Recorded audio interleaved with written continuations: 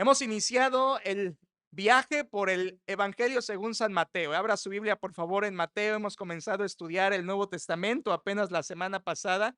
1068 versículos que contiene el Evangelio de Mateo. Y algunos dirán, ¿por qué estamos comenzando en esta época del año a estudiar Mateo? Bueno, la razón es que simplemente yo quería que quedaran los pasajes navideños con diciembre. Por esa razón me esperé hasta esta época del año para iniciar el estudio del Evangelio de Mateo. Por supuesto, iglesia, como cada semana que vamos a abrir las escrituras, no solo las abrimos para saber algo, las abrimos para que después de entender lo que ella dice, hagamos algo. Así que lo que le invito esta noche, esta mañana, perdón, es no solo a entender lo que vamos a estudiar, sino a que haga algo al respecto y que el Espíritu Santo obre en nuestras vidas de manera que Él quiere obrar. Una de las ventajas de predicar expositivamente la Biblia es que sabemos dónde nos quedamos y sabemos lo que sigue por delante. En Mateo capítulo 1 iniciamos la semana pasada abordando los primeros 18 versículos y créame que no vamos a hacer eso continuamente. Vamos a ir avanzando con pocos versículos a la vez, pero era la genealogía y era obvio que tomáramos los 17, perdón, versículos de Mateo 1 para estudiar la genealogía del Señor. Hoy vamos a continuar donde lo dejamos a partir del versículo 18 y le invito a que me siga únicamente con su vista. Leeré el bloque de Mateo 1, 18 al 25. La palabra de Dios dice, el nacimiento de Jesucristo fue así. Estando desposada María, su madre, con José, antes que se juntasen, se halló que había concebido del Espíritu Santo. José su marido, como era justo y no quería infamarla, quiso dejarla secretamente. Y pensando él en esto, he aquí un ángel del Señor le apareció en sueños y le dijo, José, hijo de David, no temas recibir a María tu mujer, porque lo que en ella es engendrado del Espíritu Santo es. Y dará a luz un hijo y llamará su nombre Jesús, porque él salvará a su pueblo de sus pecados. Todo esto aconteció para que se cumpliese lo dicho por el Señor por medio del profeta cuando dijo, He aquí una virgen concebirá y dará a luz un hijo y llamará su nombre Manuel, que traducido es Dios con nosotros. Y despertando José del sueño, hizo como el ángel del Señor le había mandado y recibió a su mujer, pero no la conoció hasta que dio a luz a su hijo primogénito y le puso por nombre Jesús. Esta es la historia de un nacimiento. Tenemos ahí un bebé, que es Jesucristo, una madre, que es María, un esposo, que es José, un anunciante, que es el ángel, y un responsable del nacimiento, que en este caso no es José, sino el Espíritu Santo. Lo que tenemos en estos versículos es la historia de un nacimiento, pero es muy fácil ver que este nacimiento que narra Mateo es un nacimiento milagroso. Esto es un milagro. Lo que tenemos ahí es un nacimiento milagroso. Es algo que Dios hizo con su poder, que su hijo naciera en esta tierra por medio de una virgen. Ahora déjame ampliar esto para que veas la grandeza del milagro del nacimiento de Cristo. En la Biblia hay varios nacimientos que fueron milagrosos. ¿Puedes recordar algunos nacimientos milagrosos que Dios operó? Por ejemplo, el primero que aparece en la lista, déjame darte una lista breve, es Isaac. Tú sabes que su mamá, Sara, era estéril y además anciana, y la Biblia dice que Dios les prometió un hijo a Abraham y a Sara y se los dio, y ese hijo es Isaac, el hijo de la promesa, un nacimiento milagroso. El segundo que aparece en las escrituras con un nacimiento así es Jacob, la misma historia. Rebeca era estéril, Isaac ora y nace Jacob y Esaú. Ellos son hermanos mellizos y sabemos que Jacob fue el hijo suplantador, pero fue un nacimiento milagroso. El tercero en la lista es José. Su madre Raquel ansiaba tener un hijo, no lo tenía, era estéril. Jacob y Raquel dieron a luz finalmente a José y fue un nacimiento milagroso. Podríamos decir que fue José el hijo anhelado. El cuarto nacimiento milagroso que aparece en la Biblia es el de Sansón. Te vas al libro de los jueces y tienes a Manoa y a su mujer que no podían tener hijos. Dios les da milagrosamente a Sansón y es un milagro de nacimiento, aunque una vida de decepción. Sansón es el hijo de la decepción. Avanzas hacia el libro del profeta Samuel y tienes el nacimiento de este mismo profeta. Samuel nació de una forma milagrosa. Ana y Elcana no podían tener hijos. Dios oye la oración de Ana y Dios le da a Samuel un nacimiento milagroso. A Samuel le podemos llamar el hijo consagrado porque Ana lo dedicó al Señor. Y cuando sigues avanzando en la Biblia, acaba el Antiguo Testamento, inicia el Nuevo Testamento y el primer nacimiento que aparece es también milagroso. Y según Lucas, el primer nacimiento en la línea de tiempo cronológicamente hablando es Juan el Bautista. La misma historia. Su madre, Elizabeth y Zacarías no podían tener hijos. Dios abre el vientre de Elizabeth y nace Juan el Bautista. A él lo podríamos llamar el hijo del regocijo, porque el ángel dijo que todos se regocijarían con su nacimiento. Aquí tienes 6 nacimientos milagrosos en la Biblia, todos ellos con algo en común. La mujer era estéril y Dios hizo el milagro de abrir el vientre y que naciera un hijo. 6. Pero el siguiente que narra la Biblia, el séptimo, es el de Jesucristo. Y hay una gran diferencia con los 6 primeros al séptimo, porque en el séptimo María no era estéril. En el séptimo Dios hizo algo mucho más increíble. Es decir, son nacimientos milagrosos, pero el de Jesucristo no solo es milagroso, sino es diferente. Jesucristo nació de una forma distinta. Dios hizo algo diferente que nunca había hecho jamás. Dios hizo que su hijo naciera no de una mujer estéril, sino de una virgen. El nacimiento de Jesucristo es distinto porque el milagro consistió no en que Dios quitara la esterilidad, sino en que Dios hiciera posible un nacimiento virginal. Nació de una mujer. La palabra de Dios dice en Gálatas 4:4, cuando vino el cumplimiento del tiempo, Dios envió a su hijo nacido de mujer. Jesucristo, a diferencia de los otros nacimientos milagrosos, nació virginalmente. Déjame decirte lo mismo desde otro ángulo. El primer nacimiento que registra la Biblia en el Génesis, tú sabes, Adán y Eva no nacieron, fueron creados, pero el primer nacimiento que la Biblia registra es el de Caín en Génesis 5:3. El último nacimiento que la Biblia registra es el de Jesús. Primer nacimiento, el de Caín. Último nacimiento que la Biblia registra es el de Jesús. Muy distintos uno de otro. La Biblia dice que Caín nació y cuando nació, nació a semejanza de Adán, su padre. ¿Sabes lo que significa eso? Nació en pecado como su padre. Cuando tú ves el último nacimiento que la Biblia registra, el del Señor Jesucristo, hay una gran diferencia porque Jesucristo no nació de padre humano, no nació de padre terrenal, nació virginalmente por obra del Espíritu Santo. Así que Jesucristo, hay una gran diferencia en su nacimiento con todos los nacimientos, incluso los milagrosos que están en la Biblia. Jesucristo nació sin pecado porque nació sin padre terrenal. Lo que estoy queriendo decir es que José, como tú bien debes de saberlo, no es el padre biológico del Señor Jesucristo. Era el esposo de María, 4 veces en los versículos se dice que era el esposo de María 4 veces, pero no fue el responsable del nacimiento de Jesucristo.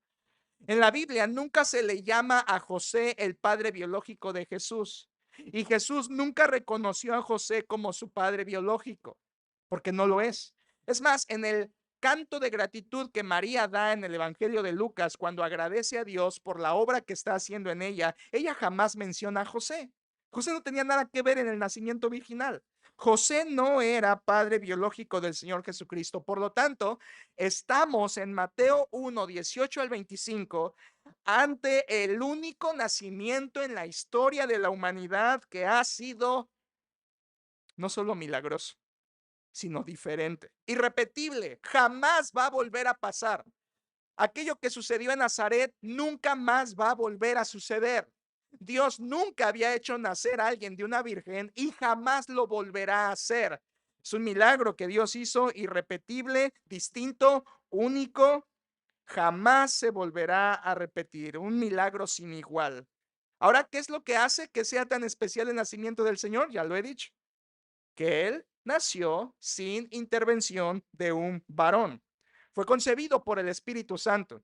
2 veces en esta porción, versículo 18, míralo, versículo 18 al final dice, había concebido del Espíritu Santo. Versículo 20 al final, lo que en ella es engendrado del Espíritu Santo. Esto es como si Mateo quisiera poner en grande estas frases. Es lo que más resalta de estos versículos. El nacimiento fue por obra del Espíritu Santo. Por favor, en tu mente pon esas letras grandes en tu Biblia, porque es lo que Mateo quiere resaltar. ¿Quién es el Espíritu Santo? Es Dios mismo. Por lo tanto, el nacimiento de Jesucristo fue obrado por Dios mismo. Dios hizo ese nacimiento posible y esto es congruente con la encarnación, ¿no lo crees?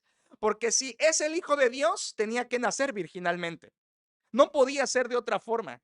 Si era el Hijo de Dios, tenía forzosamente que nacer de forma virginal para no heredar la naturaleza pecaminosa de Adán.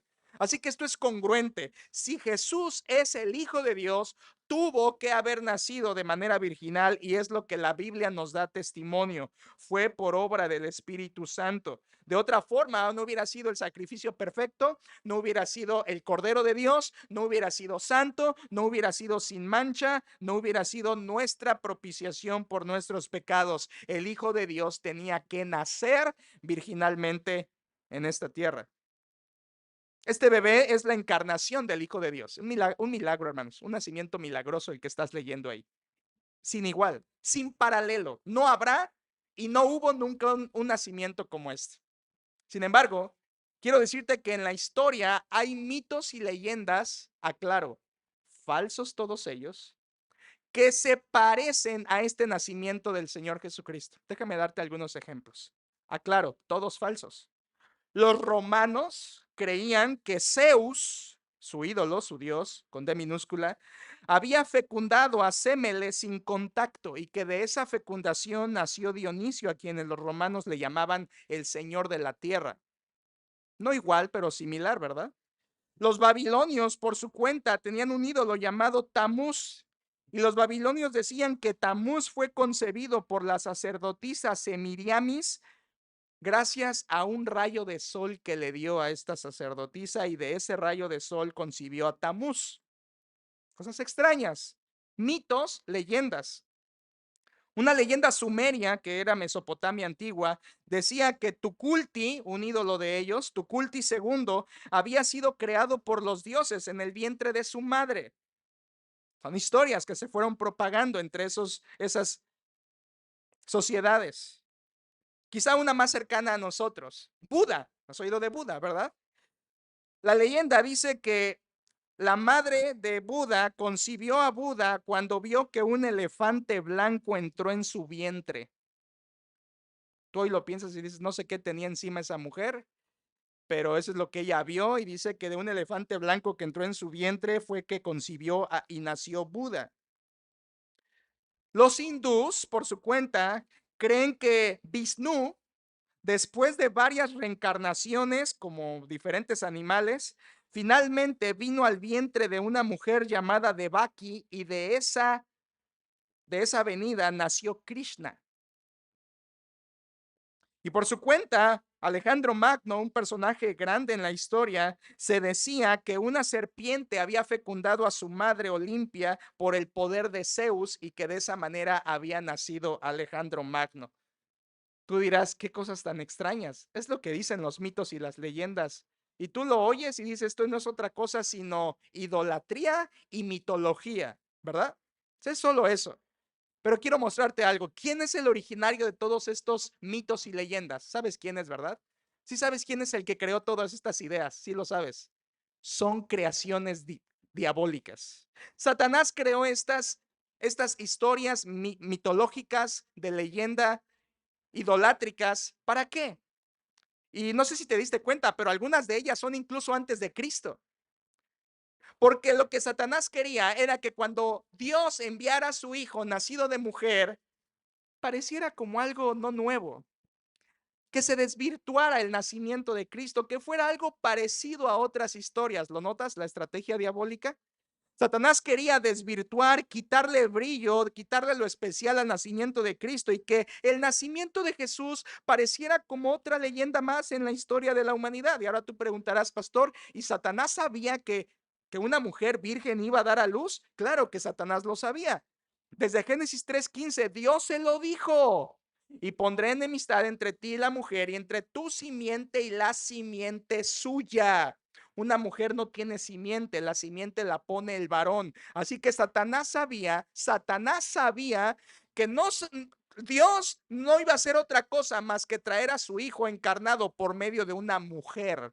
Y Satanás se encargó el resto de los siglos a crear historias falsas, diabólicas, mitológicas, idolátricas, para desvirtuar el nacimiento verdaderamente milagroso del Señor Jesucristo. ¿Sabes algo? Satanás siempre ha querido quitarle brillo a la Navidad. Y hoy en nuestros días no es diferente. Tienes a un 12 de diciembre, muy cerca del 24 y 25 de diciembre. Tienes a un Santa Claus quitándole la importancia a Jesús. Tienes un aguinaldo quitándole el corazón a los cristianos que deberían adorar al Señor. ¿Te fijas? Esto siempre ha sido igual. Satanás siempre queriendo robar la adoración de Cristo y desviándola hacia otro lado. Pero quiero recordarte algo, Navidad significa nacimiento. Y la Navidad es el nacimiento, pero no cualquier nacimiento, un nacimiento especial, un nacimiento milagroso. Déjame decírtelo de otra forma más.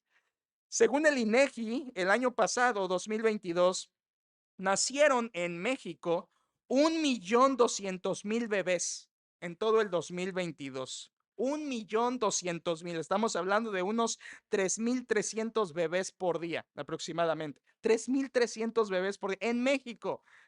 ¿Te imaginas? Y quiero decirte algo. Ninguno de ese 1.200.000 es como Jesús. Ese 1.200.000 todos tuvieron un padre terrenal. Todos. Todo. Ahora, bajo diferentes circunstancias, a veces tristes, a veces de divorcio, a veces de abandono, dificultades, pero siempre hubo un padre biológico. ¿Me explico?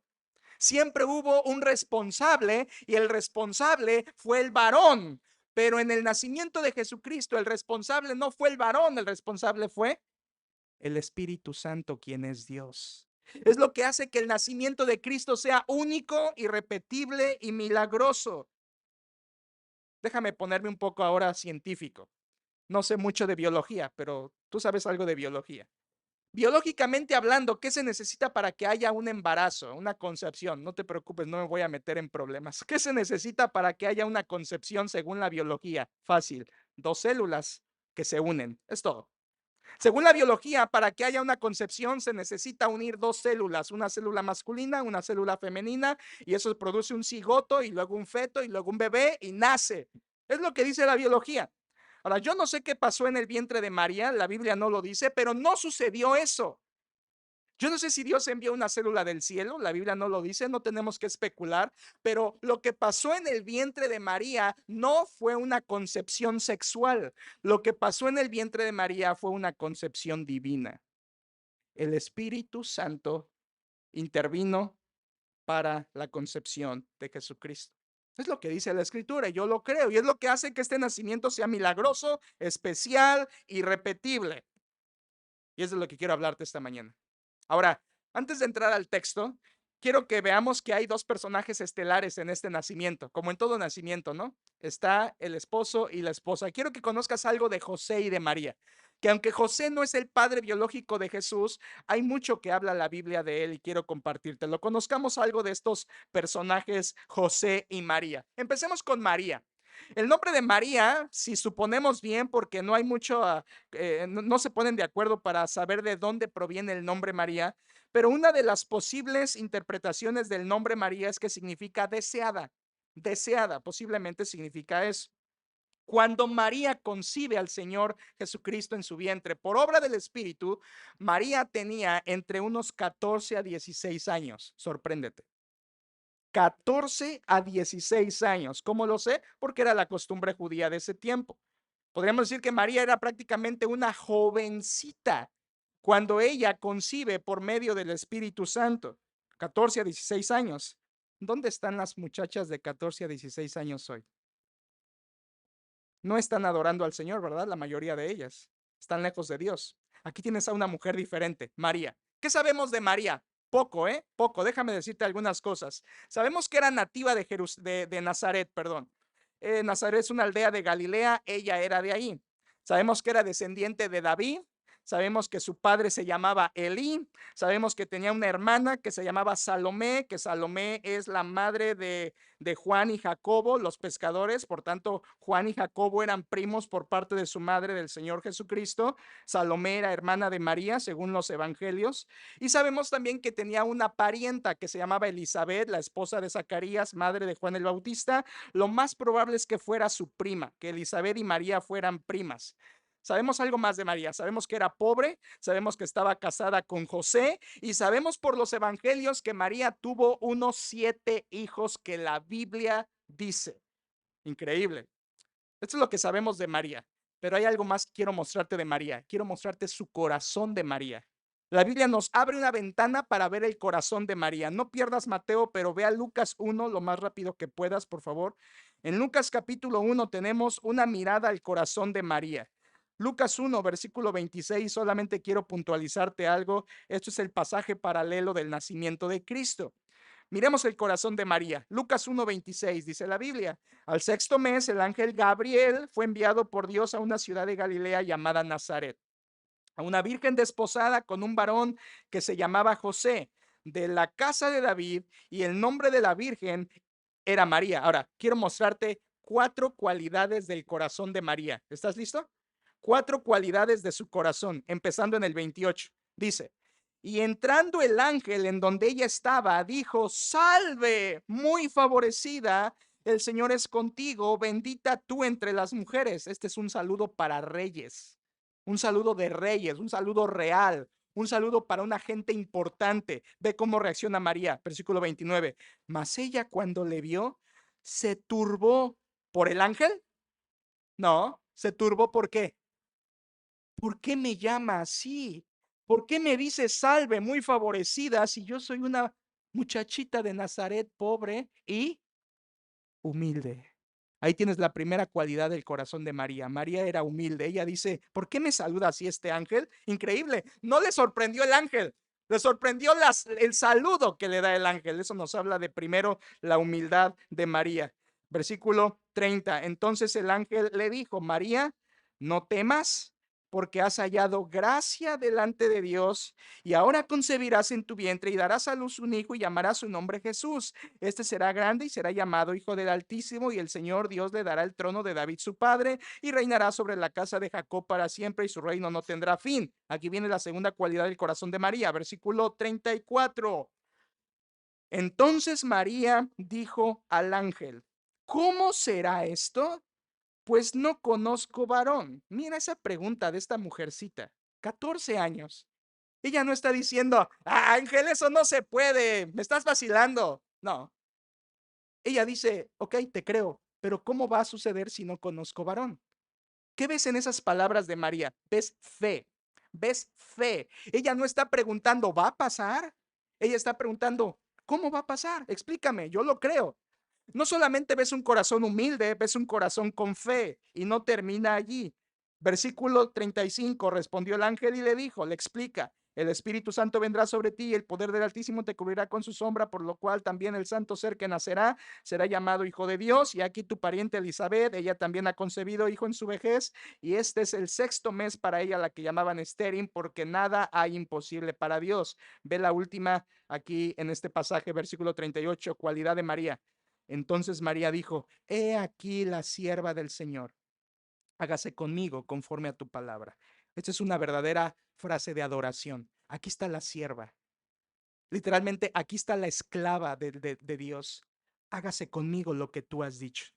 Ahí tienes a una mujer humilde, tienes una mujer de fe y tienes una mujer que adora a Dios. Y falta una cuarta, y quiero que con esto te maravilles de la escritura. Si bajas tu mirada al versículo 47, viene lo que se conoce como el Magnificat.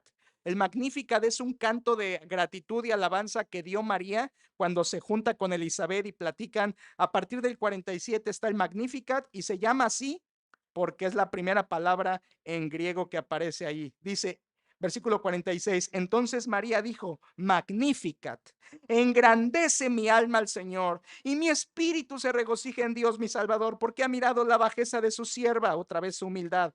Pues he aquí, desde ahora me dirán bienaventurada todas las generaciones, porque me ha hecho grandes cosas el poderoso. Santo es su nombre, y su misericordia es de generación en generación a los que le temen. Hizo proezas con su brazo, esparció a los soberbios en el pensamiento de sus corazones, quitó de los tronos a los poderosos y exaltó a los humildes. A los hambrientos colmó de bienes y a los ricos envió vacíos. Socorrió a Israel su siervo, acordándose de la misericordia de la cual hablan nuestros padres, para con Abraham y su descendencia para siempre. Y se quedó María con ella. Como 3 meses después se volvió a su casa. Escucha esto. Lo leí rápido porque lo único que quiero que escuches es esto. En estas palabras de María, del 46 al 55, hay 15 referencias al Antiguo Testamento que María dijo de memoria. Era una mujer conocedora de la ley de Dios.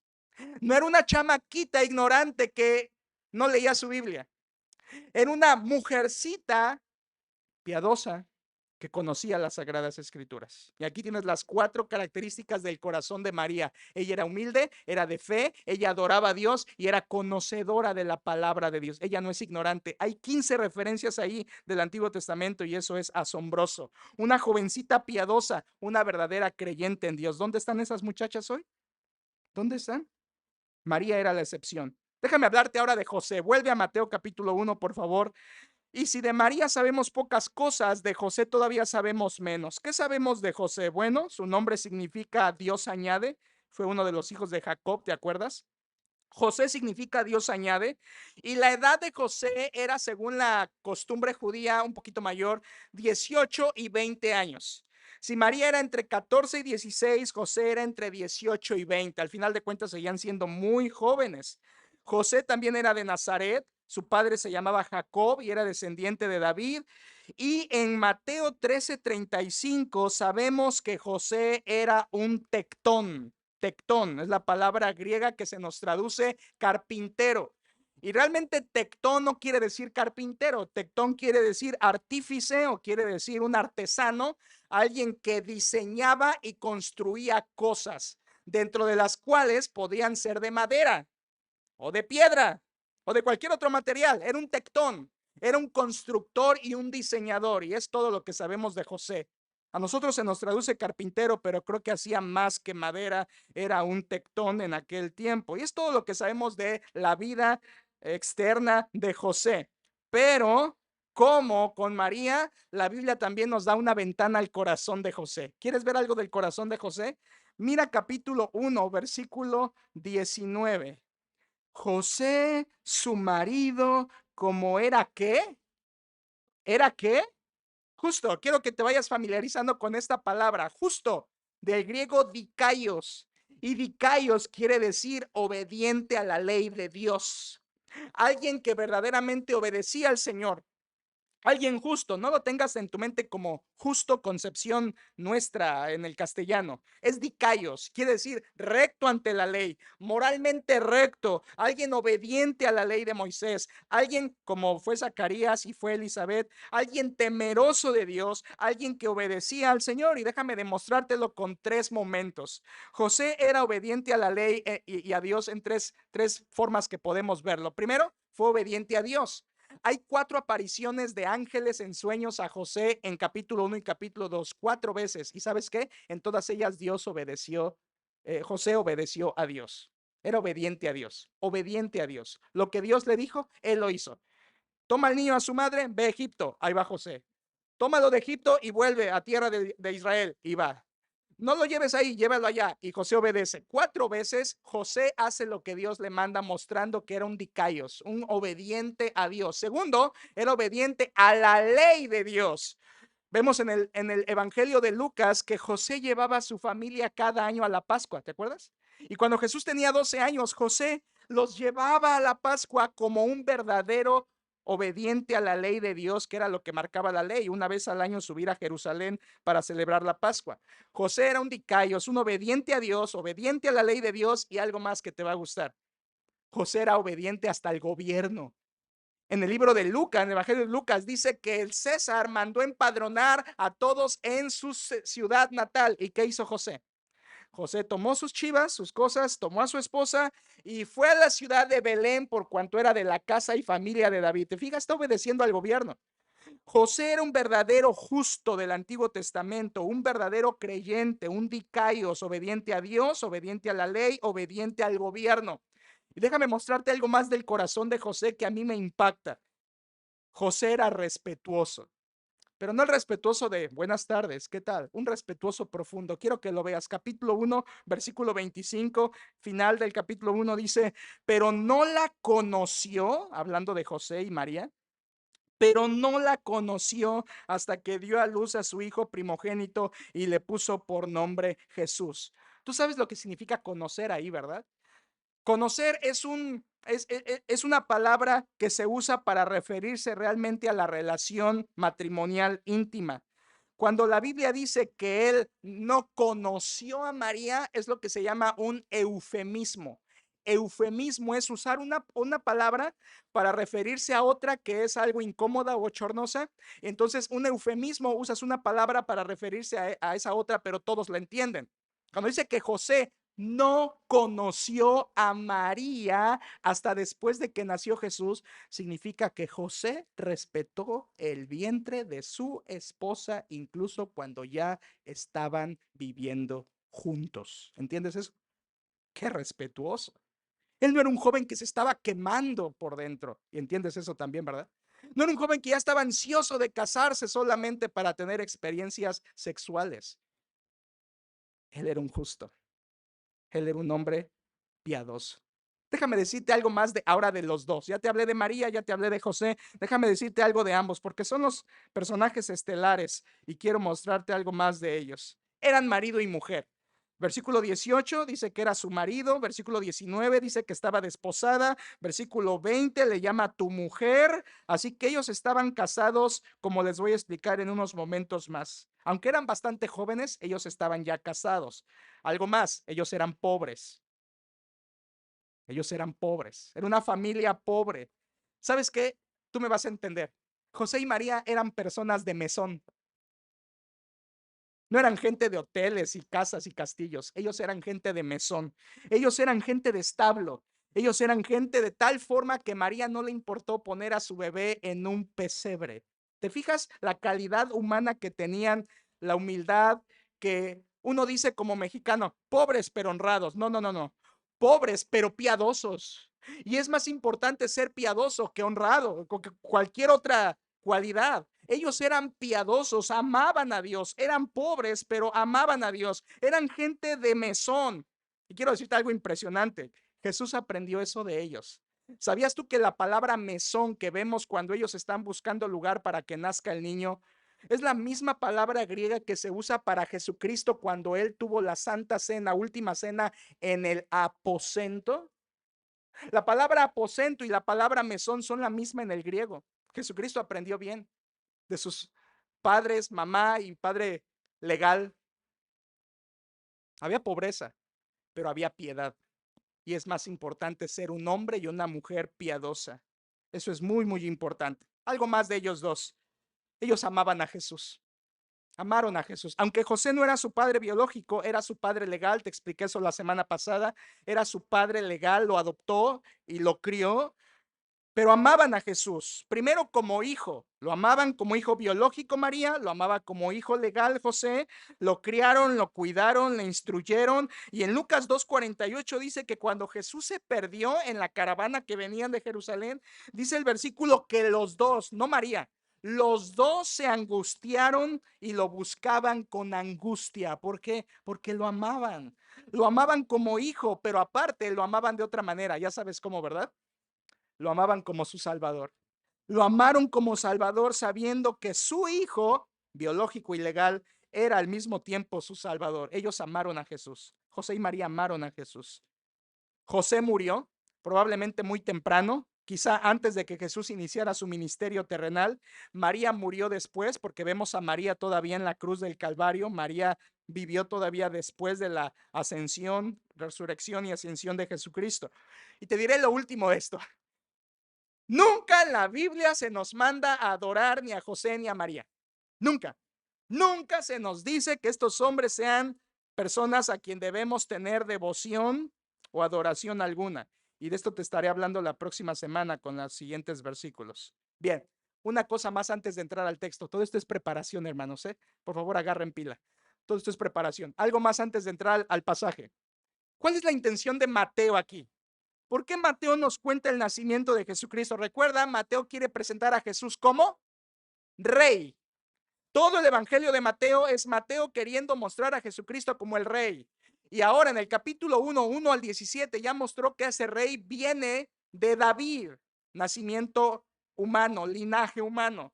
Pero ahora a partir del versículo 18 hasta el final nos va a decir que Jesucristo no solo viene de David, linaje humano, viene de Dios por obra del Espíritu Santo, linaje divino. Aquí tienes el capítulo 1 dicho en dos frases. El rey viene, hijo de David, nacimiento humano. El rey viene por obra del Espíritu Santo, nacimiento divino.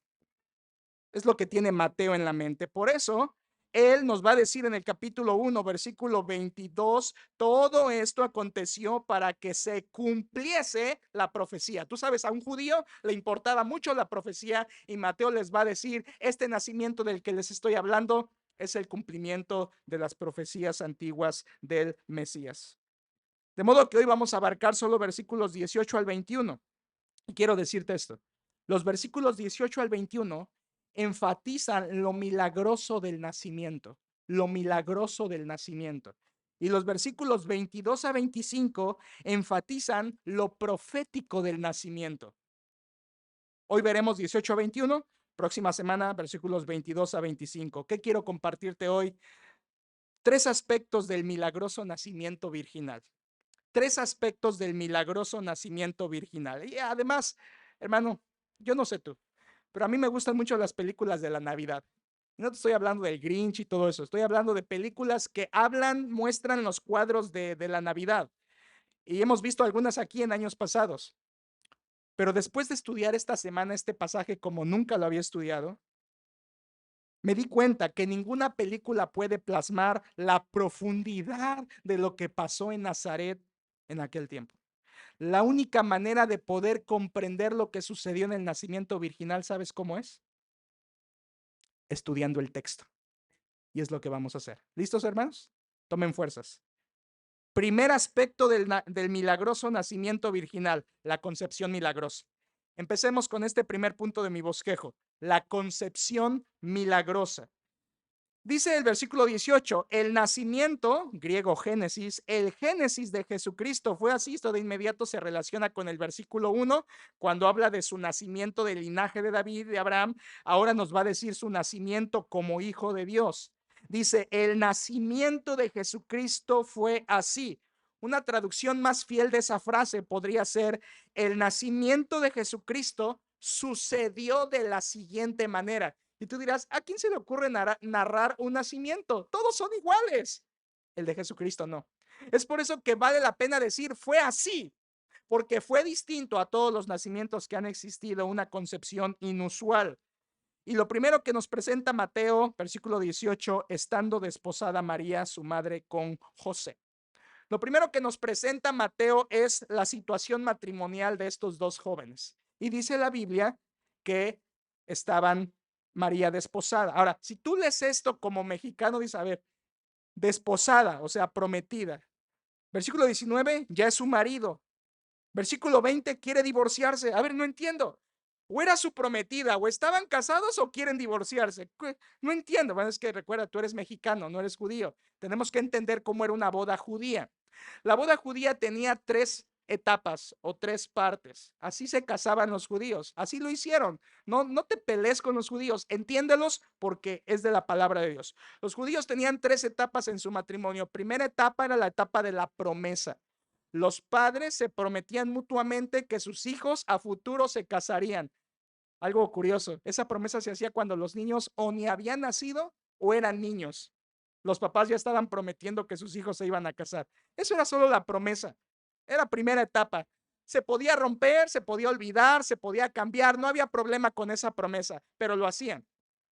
Viene una segunda etapa del matrimonio judío que era muy importante y se le llama compromiso o desposorio, y es la palabra hebrea kiddushin, kiddushin, y eso es ya un compromiso serio. En esa segunda etapa del matrimonio, los padres y los jóvenes firmaban un contrato y se pagaba la dote o la moar, que así se decía en hebreo, la dote por la esposa, y ahora se firmaba el contrato matrimonial y eran legalmente delante de testigos marido y mujer, pero la etapa se llamaba desposorio o compromiso. Y tú dirás, ¿y qué es lo importante o qué es lo diferente? Bueno, que cuando firmaban y se iban, no se iban a la misma casa todavía.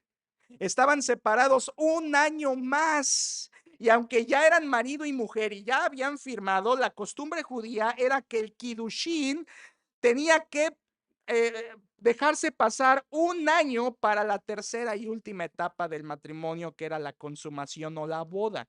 Y ahí es cuando se celebraba la boda llamada jupá, y la jupá era la ceremonia y donde ya al final se iban a una casa y consumaban su matrimonio. La Biblia dice que José y María estaban en ese año. ¿No notas que la Biblia dice que estaba desposada antes que se juntasen? Ahora toma sentido todo en nuestra cabeza. Estaban casados legalmente, Kiddushin, habían firmado, había dote, había compromiso, había ya firma, pero estaban en el año de espera mientras pasaba para poder consumar el matrimonio y entonces ser efectivamente marido y mujer viviendo juntos. Un año de en ese año, hermanos, tú dirás, ¿y para qué los hacían sufrir tanto, no? ¿Por qué? ¿Por qué hacerlos esperar si ya se casaron ya, verdad? Es como cuando te casas por el civil y algunos esperan 6 meses para la boda. ¿Para qué tanto problema, no? Aquí no eran 6 meses, era un año. Lo hacían los judíos así porque ese año de espera era la prueba de fidelidad del matrimonio. En ese año, el novio o el esposo ya tenía que demostrar que era fiel y la esposa tenía que demostrar que era fiel y pura. Qué precioso, hermanos. Piensa esto. Qué, qué excelso. Es que Dios eligió ese tiempo para enviar a su hijo y concebir en el vientre de María. No eligió antes, no eligió después. El Espíritu Santo eligió ese tiempo de pureza cúspide en la vida de María para que allí fuera concebido Jesucristo. Ahora entiendes la situación matrimonial de José y María. Es ahí cuando la concepción ocurre.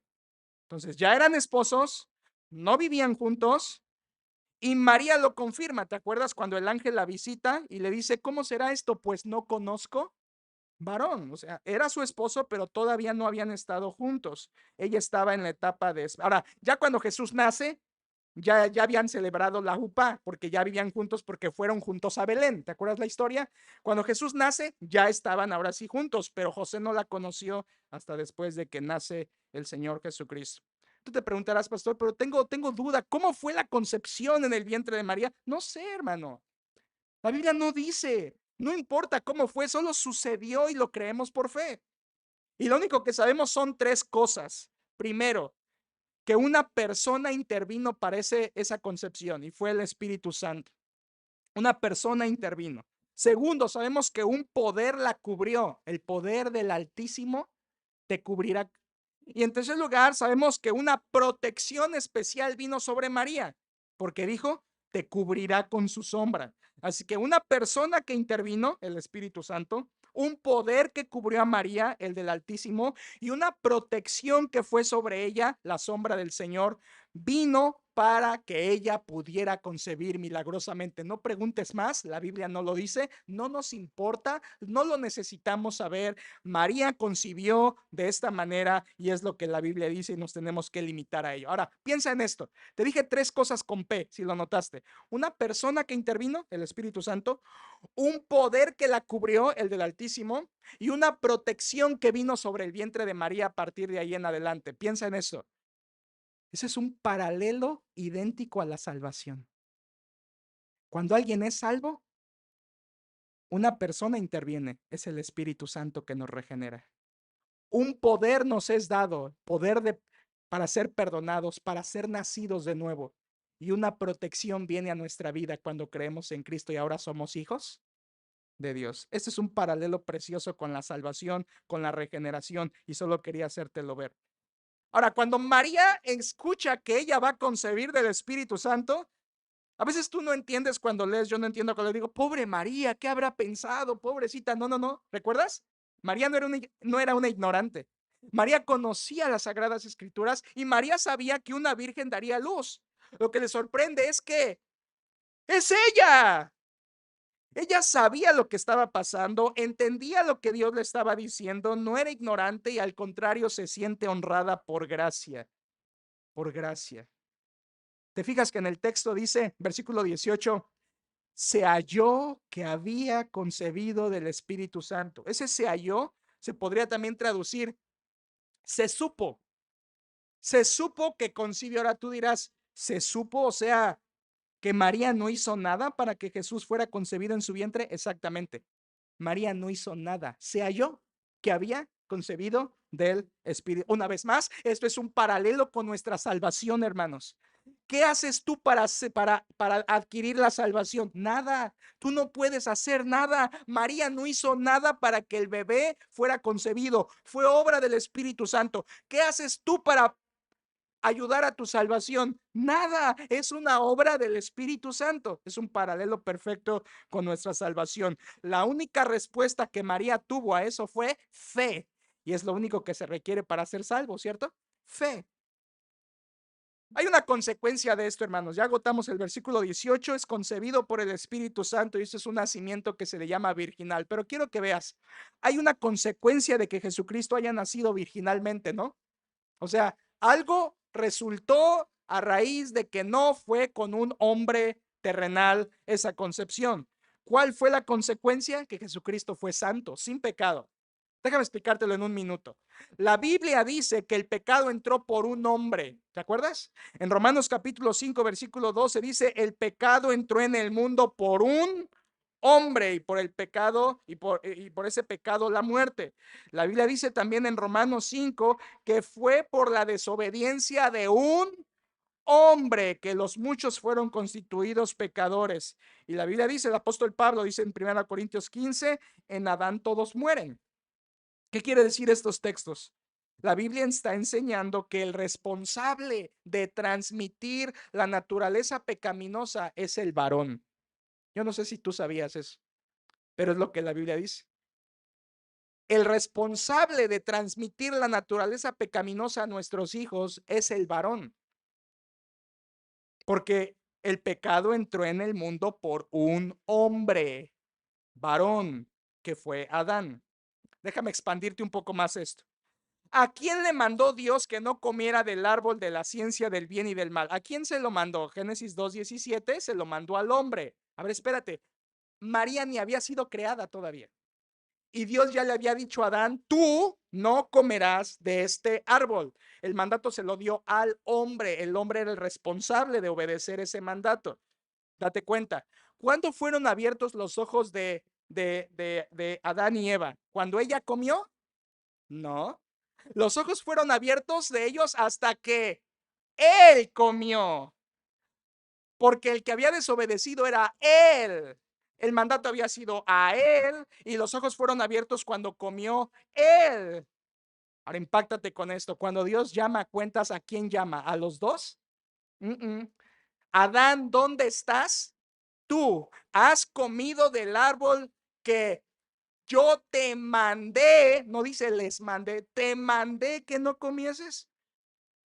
El hombre era el responsable. Dios lo llama a cuentas a él. El mandato fue para él. Los ojos fueron abiertos cuando comió él. ¿Por qué, iglesia?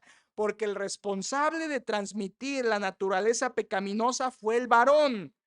Por lo tanto, si Jesucristo nació sin intervención de varón, ¿qué consecuencia trae esto? Él es sin pecado. Él es santo. Él es sin naturaleza adámica. Él es sin herencia pecaminosa. Él es, como dice Hebreos 7, porque tal sumo sacerdote nos convenía, santo, inocente, sin mancha, apartado de los pecadores y hecho más sublime que los cielos. O como Hebreos 4:15, porque no tenemos un sumo sacerdote que no pueda compadecerse de nuestras debilidades, sino uno que fue tentado en todo conforme a nuestra semejanza, pero sin pecado. Ahí tienes la santidad perfecta del Señor Jesucristo. Por eso cuando ves que el ángel le anuncia a María, le dice el ángel, el santo ser que nacerá, tú no puedes decir eso de un embarazo hoy.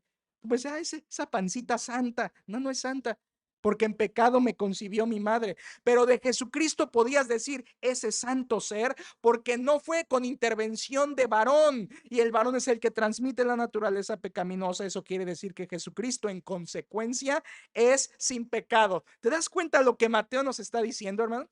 ¿Te das cuenta? Mateo está diciendo, hey, el rey es Jesucristo. Y ese Jesucristo es sin pecado, es perfecto. Ese rey es inmaculado, ese rey es sin pecado. Eso es la concepción milagrosa. Señala a un rey perfecto, un rey divino. Y este hombre divino, milagroso, nos va a acompañar todo el evangelio de Mateo, es el Señor Jesucristo. Pasamos de la concepción milagrosa al segundo punto. Quiero hablarles del anuncio milagroso. Y tú sabes que el ángel anunció. Yo no sé quién te anunció a ti de tus hijos. Nunca olvidaré el anuncio de mi primera hija. Nos lo dio una enfermera y nos dijo, soy la madrina, ¿verdad?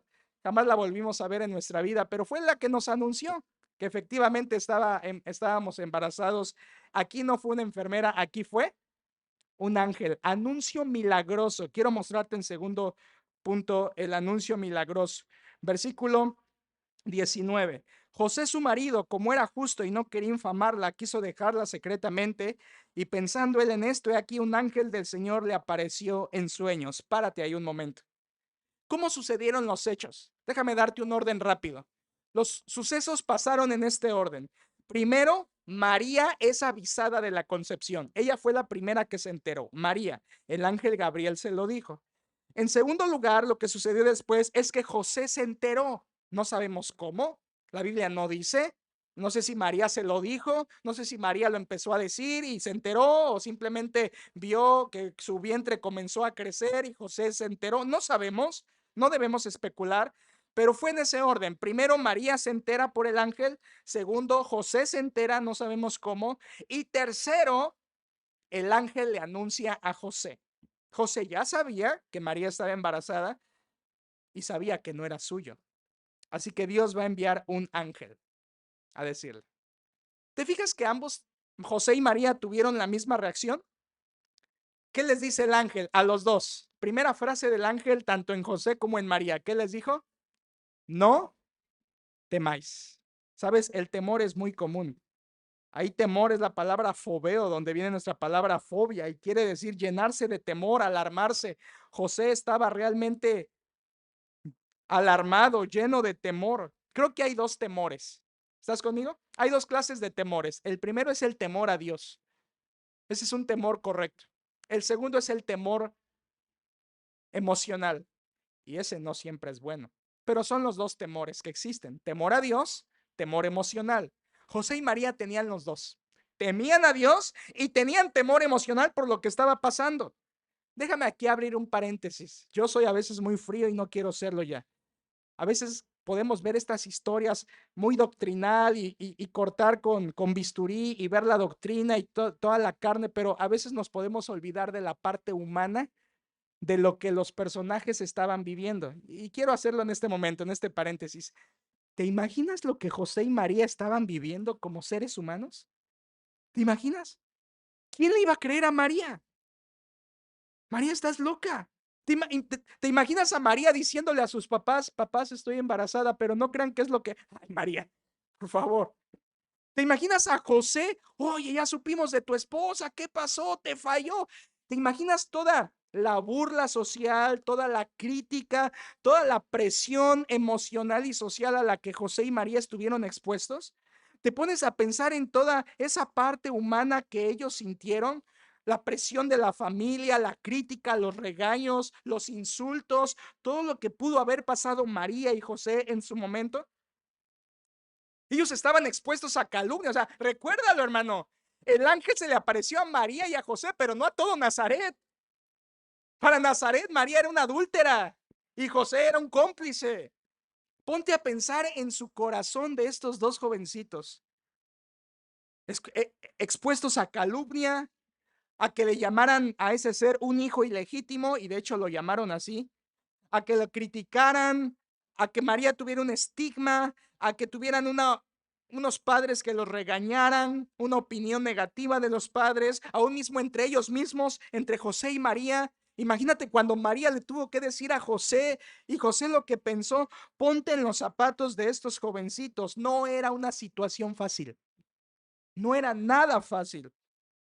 Por eso tenían temor, temor, tenían temor.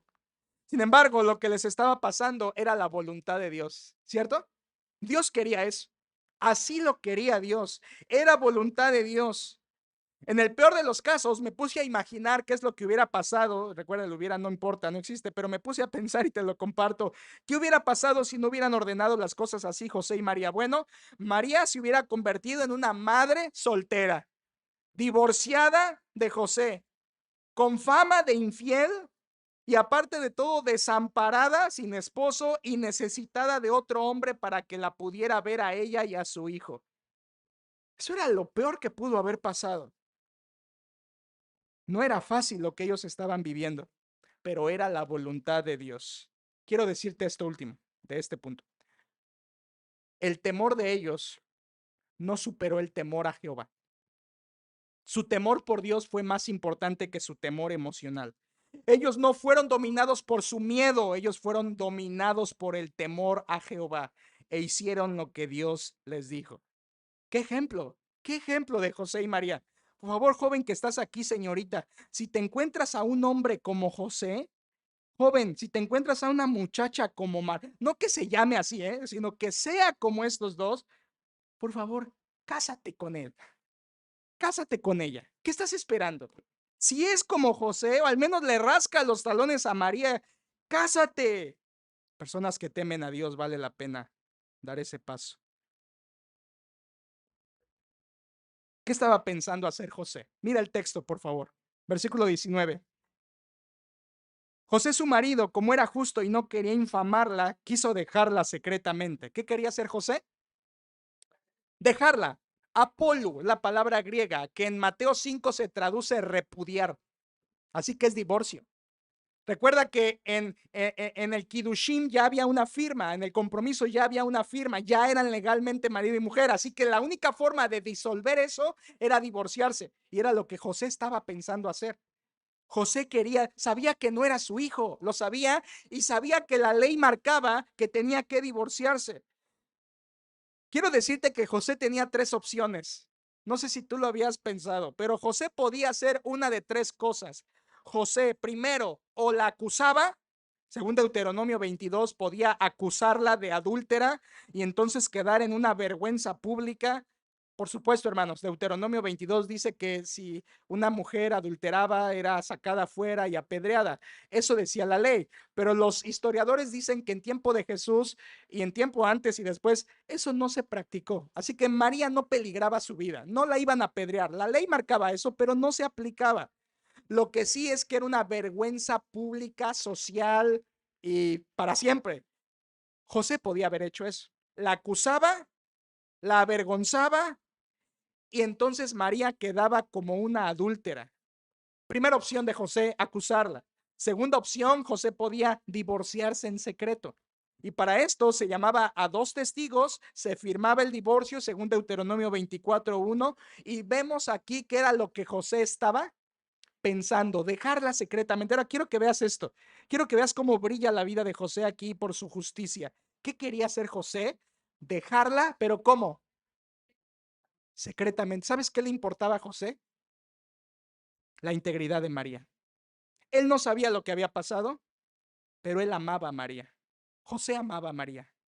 José sabía que no era su bebé, pero no quería infamarla. Infamar quiere decir exhibir a vergüenza pública. ¿Te fijas? Tú no ves ahí odio en José. Ah, me la hizo, me la va a pagar. Tú no ves rencor en José. Tú no ves amargura en José. Tú no ves enojo ni resentimiento en José. Él quiere tener misericordia de María. Él dice, yo me voy a divorciar, pero en secreto para no infamarla. ¿Te fijas? José está a punto de divorciarse y no está pensando en él, está pensando en ella. Qué gran hombre, ¿no? Un hombre piadoso. Hoy a veces algunos hombres tienen la sospecha de que quizás su esposa lo ha engañado y ya dicen, pastor, si mi esposa me hizo eso, jamás la voy a perdonar. Ve el ejemplo de José y cierra tu boca. Ve el ejemplo de José. Este es un hombre piadoso, obediente, justo delante de Dios. Él amaba a María. Su intención no es infamarla, su intención es protegerla, pero sabe que no puede seguir con ella porque no es su hijo. Aquí tenemos a José entre la espada y la pared. Es la encrucijada de José. La amo, pero no es mi hijo. En esa estrechez estaba José cuando el ángel se le aparece. ¿Sabes? Esto me enseña algo rápidamente. La Biblia dice que pensando él en esto, o sea, él estaba ya pensando en divorciarse. Él ya lo había planeado, me voy a divorciar secretamente. Y sabes, esto me hizo pensar en algo. Un hombre no sabe decidir bien si no es guiado por Dios. Hombres que están aquí, que estamos aquí, a veces nos las damos de muy de cabeza de hogar y líder de familia. Yo tomo las decisiones y yo guío al hogar y yo voy a orar y voy a decidir. Mira el ejemplo de José. Él no sabía decidir bien, aunque era un hombre justo, no sabía decidir bien si no era guiado por Dios. José sabía el Salmo 37:5 que dice, encomienda a Jehová tu camino y confía en él y él hará. José sabía Proverbios 16:3 que dice, encomienda a Jehová tus obras y tus pensamientos serán afirmados. José sabía esto y reconocía que no podía decidir bien si no lo guiaba Dios. Tú también. No puedes guiar bien, no puedes decidir bien si no recibes dirección de Dios. Y es lo que Dios hizo. Le envía un ángel. Versículo 20. Y pensando él en esto, he aquí un ángel del Señor le apareció en sueños y le dijo, Dios envía un ángel. Y este ángel le va a decir una tercera opción que podía hacer José. ¿Recuerdas las dos primeras? José podía, número uno, acusarla. Segunda opción, José podía dejarla secretamente, divorciarse. Pero el ángel le va a decir una tercera opción. Palabras del ángel. Dice, versículo 20, José, hijo de David, no temas, ¿qué? Recibir. La tercera opción era recibir a María y es lo que el ángel le viene a decir. No era la opción más fácil, no era lo que más le convenía a José tampoco, no era tampoco lo más lógico ni lo más común, pero era lo que Dios quería. ¿Te fijas esto, hombre? Otra vez vuelvo contigo y conmigo, hombres que estamos aquí. A veces queremos decidir lo mejor para nuestra familia, pero vemos lo más fácil o lo que más nos conviene económicamente o lo que más nos pinta mejor para el futuro o lo que es más lógico o lo que el colmillo más nos dirige o lo que es más común. Pero escucha, esas formas de dirigir a la familia no sirven. Sirve cuando te dejas guiar por Dios, verdaderamente por Dios, aunque no sea lo más fácil. Recibir a María no era lo más fácil, era lo más difícil, pero era lo que Dios quería que hiciera José. Ahí tienes a un hombre recibiendo dirección de Dios que lo va a obedecer. El ángel le dice, no temas recibir a María. Ahora, déjame hablarte un momento de esto. Dice ahí que se le apareció en sueños un ángel. Quiero hablarte un minuto de los ángeles, por favor, porque es la primera ocasión que aparecen los ángeles en el Nuevo Testamento. ¿Y sabías tú que los ángeles aparecieron en varias ocasiones en el Antiguo Testamento? Pero aquí esta es la primera vez. ¿Por qué Dios envió un ángel a José? Pregunta, ¿sabes por qué? Dios envió un ángel a José porque José no tenía suficiente revelación para saber qué hacer. José no sabía qué hacer porque no estaba escrito. Esa revelación no estaba escrita. José sabía de la Virgen porque estaba profetizado por Isaías, pero la profecía no decía nada del esposo de la Virgen. José no sabía qué hacer. La situación ameritaba que Dios le mostrara de forma milagrosa a él un anuncio que le guiara en lo que él tenía que hacer. Así que la situación lo ameritaba. Por eso Dios envía un ángel y le habla el mensaje de la encarnación virginal. Ahora tú preguntarás, pastor, ¿y hoy los ángeles siguen enviando mensajes? ¿Hoy Dios todavía manda mensajes por los ángeles? Y la respuesta es no. Dios hoy ya no manda ángeles para mensajear a nadie. Y tú dirás, ¿pero por qué? Si lo hizo y Dios lo puede hacer, sí lo hizo, pero con José lo hizo porque José no tenía suficiente revelación, pero hoy tenemos toda la revelación que necesitamos. La palabra de Dios es suficiente, no necesitamos nada más. Por eso ya no hay mensajes de ángeles porque tenemos la palabra de Dios completa. José no la tenía, por eso necesitaba una revelación especial. Por lo tanto, todo lo que hoy Dios nos quiere decir está en su palabra. Ahora, Dios no envía ángeles a darnos mensajes, ¿eh? Cuidado, pero sí existen los ángeles. Y segundo, sí están activos los ángeles. Tampoco digo, los ángeles ya ni existen. No, momento, sí existen y están operantes. La Biblia dice en Hebreos 1:4 que son espíritus ministradores enviados para servicio de los que hemos de heredar la salvación. ¿Qué quiere decir esto? Los ángeles nos sirven, es lo que dice la Biblia. Los ángeles sirven a los creyentes. ¿Cómo? No me preguntes cómo, no lo sé. Pero la Biblia dice que están activos. Ahora, en el Nuevo Testamento, los ángeles hicieron varias cosas. Por ejemplo, liberaron a Pedro de la cárcel, ¿te acuerdas? Eso fue un ángel. Ayudaron a evangelizar durante el periodo de los Hechos. Según las cartas de Pablo, los ángeles nos observan a la iglesia, nos están viendo.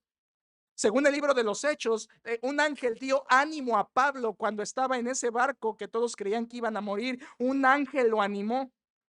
Y según la parábola de Jesucristo en el rico y Lázaro, un ángel cuida del creyente al morir de esta tierra y es llevado al paraíso. Ahora, eso es lo que dice el Nuevo Testamento de los ángeles, pero, atención en esto, no significa que los ángeles siguen haciendo lo mismo hoy, ¿eh? Eso no lo dice la Biblia. Eso lo hicieron en el Nuevo Testamento, pero yo no te puedo asegurar que lo siguen haciendo porque no lo dice la Biblia. Lo que sí sé es que ellos siguen sirviendo a los creyentes. ¿Cómo? No lo sé exactamente, pero lo que sí sé es que ellos lo hacen de una forma imperceptible. Y gracias a Dios que lo hacen así. Porque si tú y yo pudiéramos ver a los ángeles, ¿sabes qué nos volveríamos?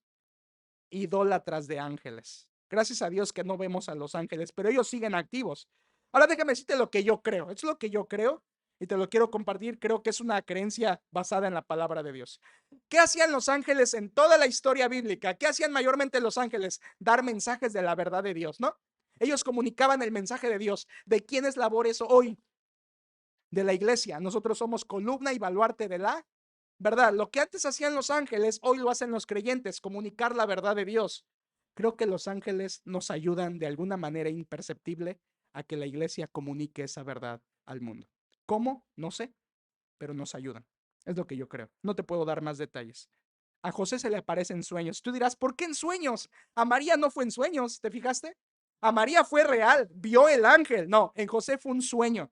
Tú dirás, ay, qué mala onda, ¿verdad? ¿Por qué no parejo, parejo? No, pues no sé, decisión soberana de Dios. A José fue en sueños. Y por cierto, hay 6 ocasiones que aparece la palabra soñar en el Nuevo Testamento. Y quiero decir esto por aquella falsa enseñanza donde creen que Dios sigue hablando por sueños. 6 veces en el Nuevo Testamento está la palabra onar, el griego onar, de donde viene soñar. 6 veces. Todas las 6 veces están en Mateo. Y todas las 6 veces son de sueños con respecto a Jesucristo, o a su nacimiento, o a su anunciación, o a algo acerca de la persona de Jesucristo, siempre en referencia a Cristo. Qué fuerte argumento, ¿no? La gente que dice, oh, Dios habla por sueños. Solo hay 6 veces en el Nuevo Testamento que se habla de eso y es respecto a Cristo, nunca respecto al creyente. Qué fuerte argumento para defender que Dios hoy no habla por sueños, solo por su palabra. Ahora sí, miren por favor, ¿cuál fue el mensaje del ángel? José, hijo de David, no temas recibir a María, tu mujer, porque lo que en ella es engendrado del Espíritu Santo es. El ángel le llama a José, hijo de David. Qué gran forma de animarlo, porque era descendiente de David. Son fueron palabras de ánimo. José, eres de linaje real. No temas, mismas palabras que María. En ese momento José tenía temor de recibir a María y su temor no le permitía obedecer. Hermano, ¿te ha pasado alguna vez que por temor no obedeces a Dios? ¿Te ha pasado? ¿Que tu temor no te deja obedecer a Dios? Eso es cobardía. Eso es cobardía. No obedecer a Dios por temor es cobardía y siempre nos va a llevar a una mala decisión. Escucha esto, escúchalo con todo tu corazón. A mí me impactó pensar que a veces Dios quiere que hagamos cosas que nos dan mucho miedo, pero es su voluntad, es su voluntad. En palabras de Cristo podríamos decir, no temáis a los que matan el cuerpo, mas el alma no pueden destruir. Temed más bien a aquel que puede destruir el alma y el cuerpo en el infierno. Y se hablaba de Dios, no de Satanás. Témele a Dios. No le temas ahí, vendrá otra pandemia, es que quiero tener bien agarrado mis bienes materiales. ¿Qué tal si viene otra pandemia? Quiero afianzarme bien de acá porque ¿qué tal si me pasa a futuro? No tengas temor de eso. Témele a Dios y dirígete por Dios.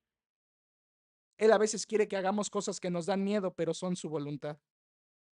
¿Qué orden le da el ángel a José? Recibe a María, tu mujer. O sea, en otras palabras, José, no temas, consuma tu matrimonio, no te divorcies. Qué bonito mensaje, ¿verdad? No te divorcies. Sigue siendo la voluntad de Dios hoy. José, toma a María, recíbela, no te divorcies. Tómala como tu esposa que ya es y consuma la tercera etapa de tu matrimonio. ¿Saben qué, hermanos? Yo entendí que Dios el Padre quería que su hijo estuviera en un hogar nuclear. Dios el Padre quería que su hijo creciera en un hogar con papá, con José como padre legal, María como madre biológica y hermanos, un hogar. Eso es la voluntad de Dios. Cuando no hay eso, duele, pero esa es la voluntad de Dios. Y Dios quería que su hijo naciera así en un hogar con esposo y esposa. El ángel le explica, mira por favor, versículo 20 al final. Porque, cuando tú veas porque en la Biblia, ponte a pensar qué pregunta está contestando. Porque lo que en ella es engendrar, ¿qué quiere decir? El ángel le dice a José, no temas recibir a María, tu mujer. La pregunta sería, ¿por qué debo tomar a María si está embarazada? La respuesta es, porque lo que en ella es engendrado del Espíritu Santo es. Vean qué precioso. El ángel le explica a José. La mente de José humana limitada no entendía y el ángel le explica a José que lo que sucedió en el vientre de María es un milagro excepcional. Esto es por obra del Espíritu Santo, José. El responsable no eres tú. El responsable no es, como se creía más adelante, que un soldado romano había violado a María. Fue una mentira que se propagó mucho en tiempos de Cristo. Por eso a Jesús le llamaron samaritano. No, dice el ángel, no fue un romano, José. María no te engañó. Esto es responsabilidad de ¿quién? Del Espíritu Santo. ¿Qué entendió José cuando oye espíritus? Tú oyes espíritu. Ah, claro, el Espíritu Santo, tercera persona de la Trinidad, responsable de la regeneración, el que da los dones. A ver, espérate, José no sabía todo esto. Cuando José oye, esto es por obra del Espíritu Santo, la información que José tenía del Espíritu Santo era la información del Antiguo Testamento. ¿Qué sabía José del Espíritu Santo según el Antiguo Testamento? Una cosa muy clara, el Espíritu Santo genera vida. Génesis capítulo 1, y el Espíritu de Dios se movía sobre la faz de las aguas antes de la creación. José sabía eso. José sabía Salmo 33:6, los cielos fueron hechos por su Espíritu. O Salmo 104:30, envías tu Espíritu, son creados. Así que José tenía algo claro. El Espíritu Santo crea vida. José no sabía mucho del Espíritu Santo porque no había sido revelado, pero José sabía que el Espíritu Santo crea vida. Lo sabía muy bien. Y le dice el ángel, esto no fue engendrado por hombre, esto fue engendrado por el Espíritu. ¿Sabes cómo se sintió José en ese momento? Eso le trajo paz a su corazón. Él entendió, María no me falló, María tiene razón, María ha concebido por el Espíritu Santo. Ahora José estaba seguro de lo que estaba pasando, pero eso no arregló la situación social. Era difícil para ellos dos. Déjame terminar por hoy con el último versículo. Te hablé acerca de la concepción milagrosa, te hablé acerca del anuncio milagroso. Déjame terminar con el último versículo, el bebé milagroso. ¿Todavía estás aquí conmigo? El bebé milagroso, versículo 21. Léelo conmigo. Dice, y dará a luz un hijo y llamará su nombre Jesús, porque él salvará a su pueblo de sus pecados. Aquí tenemos al único niño milagroso, el verdadero, el único. Dice el ángel, y dará a luz un... ¿Sabías que eso está en género masculino en el griego? Era un varón. El ángel le está diciendo, va a ser varón. Hermanos, una mujer no podía salvar, porque Dios colocó al hombre como el delegado en autoridad en este mundo. Dios no puso en el vientre de María una niña, porque una niña no hubiera podido ser la salvadora ni la redentora. Y no es que la mujer sea menos, no lo es, simplemente que el papel de autoridad por Dios es del hombre. Y el ángel le dice, dará a luz un hijo varón. Por cierto, hermanos, ¿quién decide el sexo en el vientre de una madre? Si o no, por años se nos ha dicho el papá, el papá, el papá, el papá. ¿Y quién está por encima del papá? Ahí dice que es Dios. Dios decide, hermanos. Dios quiso que yo tuviera dos niñas y que el tercero fuera el diferente, ¿verdad? Dios así lo quiso. Dios lo decide. Es su control. El ángel le da la segunda orden a José. ¿Cuál fue la primera? Toma a María. Segunda orden, versículo 21, perdón. Y dará a luz un hijo y llamarás. José, tú tienes que hacer dos cosas: recibir a María y nombrar al niño. Es tu responsabilidad nombrarlo. Ahora, por favor, nota esto. Nombrar al niño no solamente significaba ponerle Jesús. Nombrar al niño, el ángel le está diciendo, José, es tu responsabilidad criarlo. El que lo nombraba tenía el derecho de criar al niño. Así que el ángel le está diciendo, José, no es tu hijo, pero tú lo vas a criar. Dios quiere que tú lo críes, tú lo nombrarás, es tu responsabilidad. De ahora en adelante estará bajo tu tutela como hombre y tú lo nombrarás por el nombre Jesús.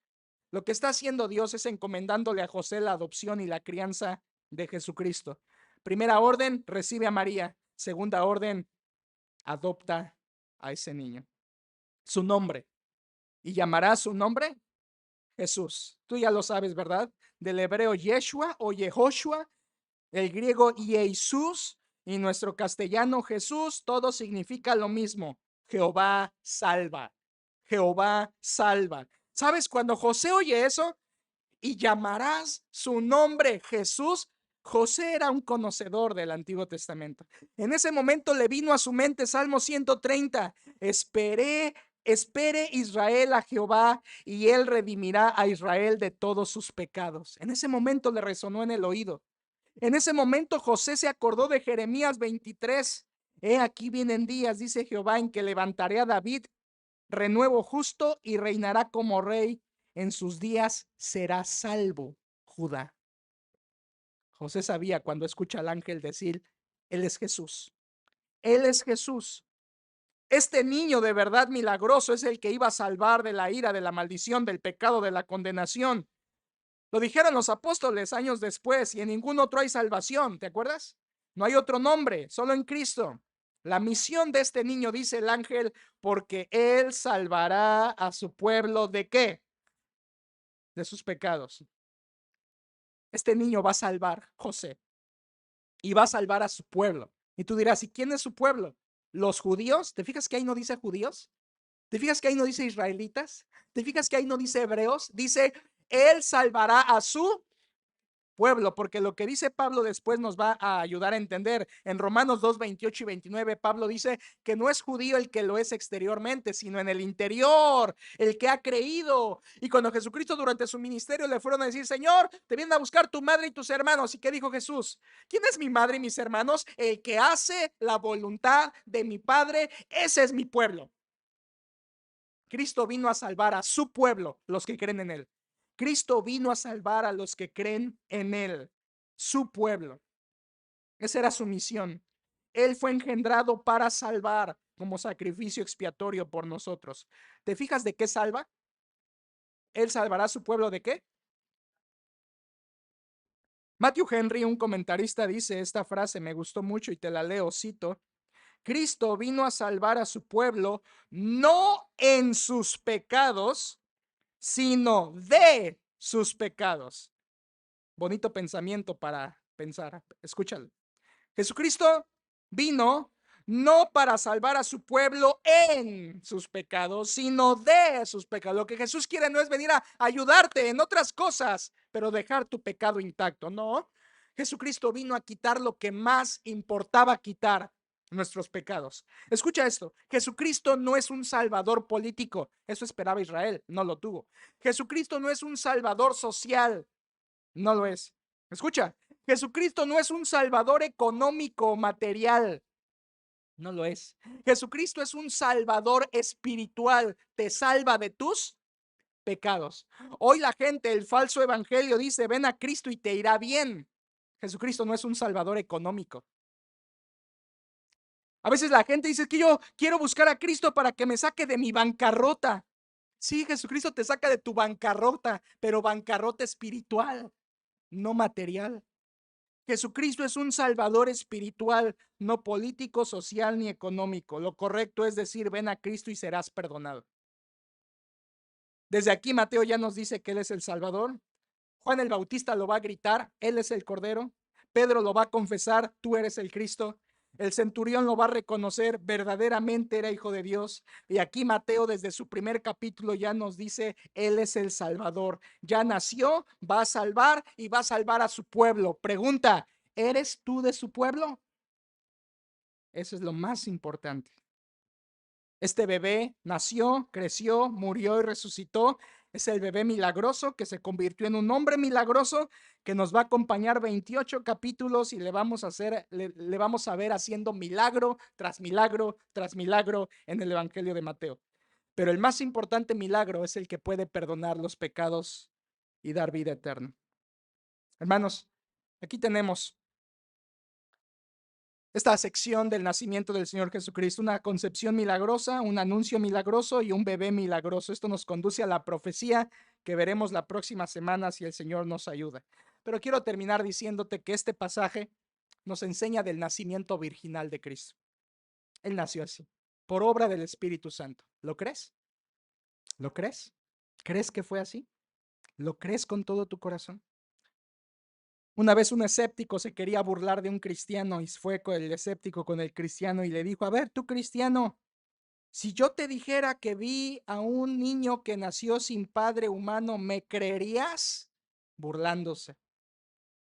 Y le dice el cristiano: claro, yo te creería si ese niño viviera como Jesús vivió. La mayor evidencia del nacimiento virginal es la clase de vida que llevó Jesucristo en esta tierra. Él es el Salvador. Mateo dice: Él es el Rey y este Rey es el Salvador. Este Rey es el Salvador. Quiero terminar con un juego de palabras. ¿Me acompañas? Quiero jugar con 3 palabras y dejarte esto en tu mente. Las palabras son ninguna, algunos y todos. Fácil de recordar. Solo piénsalo. Ninguna, algunos y todos. Ninguna se puede identificar con María en su nacimiento, en su concepción virginal. Nadie, ninguna. No te preocupes por María, déjala en paz. Ninguna se puede identificar con María en su concepción virginal. Ninguna. Algunos se pueden identificar con José en su obediencia a Dios. Y ojalá que tú te identifiques con José en tu obediencia a Dios. Pero todos nos debemos identificar con la necesidad de un Salvador, que es Jesucristo. Todos necesitamos del Señor. Cuando Jesucristo vemos que nació de esta manera, iglesia, esto demanda adoración. Si Jesús nació así, es para que le adores. ¿Sabes qué es la Navidad? Un tiempo de adoración por el milagro de la encarnación. Jesucristo nació virginalmente y es un tiempo de adoración. Ojalá que tú esta Navidad y todo el año, pero esta Navidad, dejes tu indiferencia en la Navidad y lo conviertas en adoración a Dios al entender lo que Él hizo. Oremos. Padre, gracias por tu palabra, gracias por tu entendimiento y tu Espíritu Santo que nos das. Sabemos que es arduo, Señor, estudiar tu palabra, pero gracias te damos porque podemos hacerlo en paz y comprender estos 4 versículos, Señor, y la grandeza del milagro del nacimiento que hiciste por medio de tu Espíritu Santo. Gracias por María y José, simples instrumentos, pero gracias por tu Hijo Jesucristo, el Dios hecho carne, porque tuvo una concepción milagrosa, un anuncio milagroso y un nombre milagroso. Él es el Salvador. Te pido que por medio de estos mensajes navideños del Evangelio de Mateo, nos ayudes a reconocer que necesitamos adorar más a este niño, que creció, murió y resucitó y hoy es nuestro Rey. Te pido, Señor, que si Él es el Rey de esta iglesia, tú permitas que cada vida viva para Él. Te lo pido así, en el nombre de Él. Amén.